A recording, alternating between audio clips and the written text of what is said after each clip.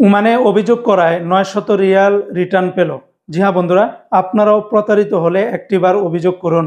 বন্ধুরা, ওমানের গণমাধ্যমে একটি নিউজ প্রকাশিত করা হয়েছে, যেখানে দেখানো হয়েছে যে ওমানের কনজিউমার প্রোটেকশন অথরিটি অর্থাৎ সিপিএ, অর্থাৎ ওমানের যে ভোক্তা অধিকার সংরক্ষণ রয়েছে, তাদের কাছে বিভিন্ন সময়ে অনেকে অভিযোগ করে থাকেন বিভিন্ন প্রতিষ্ঠান বিভিন্ন লোকদের সাথে লেনদেন করার ফলে তারা প্রতারণার শিকার হয়।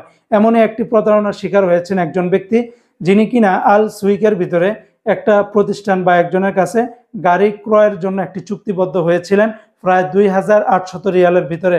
এর ভিতরে তিনি অলরেডি ৯০০ রিয়াল অগ্রিম দিয়েছিলেন, কিন্তু যেই সময়ের ভিতরে বা যেই কন্ডিশনের গাড়ি তিনি চেয়েছিলেন সেটা তিনি দিতে পারেন নাই।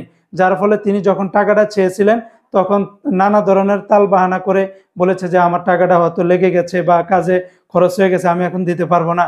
কিন্তু তার সাথে যে চুক্তির পেপার বা যা কিছু ছিল সেটা তিনি সবকিছু একত্র করে পরবর্তীতে এই কনজিউমার প্রোটেকশন অথরিটি সিপিএ অর্থাৎ ভোক্তা সংরক্ষণ অধিকারে অভিযোগ করেন।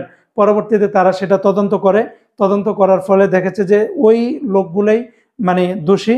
পরবর্তীতে তাদের কাছ থেকে ৯০০ রিয়াল রিটার্ন নিয়ে সেই লোককে, সেই কাস্টমারকে ফিরিয়ে দেয় বা বুঝিয়ে দেয়। তাই যেন আমাদের বাংলাদেশি প্রবাসীরা রয়েছেন, আপনারাও কিন্তু অনেক প্রতিষ্ঠানের সাথে এরকম চুক্তিবদ্ধ হয়ে বিভিন্ন কিছু করে থাকেন। একটা সময় আমরা আবার সেটা রিটার্ন পাই না বা আমাদের কথায় কাজে মিল থাকে না। এরকম যদি আপনার কাছে তথ্য প্রমাণ সবকিছু যদি থেকে থাকে, তাহলে অবশ্যই আপনারা কনজিউমার প্রোটেকশন অথরিটির কাছে অভিযোগ করবেন। এটার অভিযোগটা একদমই ইজি, যে কোনো থানাদ অফিসের মাধ্যমে করতে পারেন, আপনি নিজেও করতে পারেন অনলাইনের মাধ্যমে তাদের অফিসিয়াল সাইটগুলোতে।